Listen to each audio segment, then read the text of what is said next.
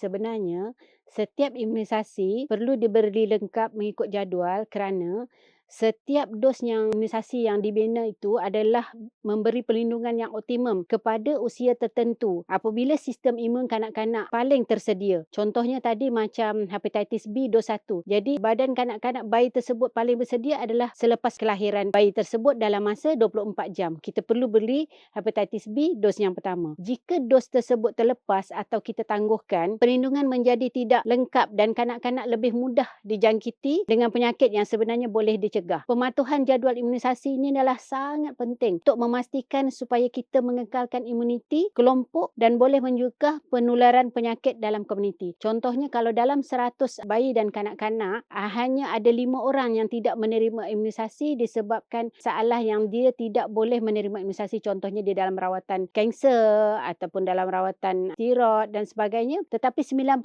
yang dah menerima tu, dia boleh melindungi kanak-kanak yang 5 orang tadi yang tidak dapat imunisasi. Jadi itu maksud herd immunity. Maknanya yang lebih ramai mendapat imunisasi itu akan melindungi kepada yang tidak mendapat imunisasi. Tetapi dengan jumlah yang kecil lah. Kalaulah berlaku di sebaliknya, jadi kemungkinan besar rebakkan penyakit akan berlaku. Ibu bapa perlulah membawa anak pergi ke klinik untuk mendapat perlindungan yang terbaik untuk masa depan anak-anak mereka. Jadi di sini kita perlu pastikan setiap bayi dan kanak-kanak yang lahir di dunia ni perlulah mendapat perlindungan daripada penyakit yang boleh dicegah melalui vaksin. Contohnya macam tadi difteria, hepatitis B, campak dan lain-lain.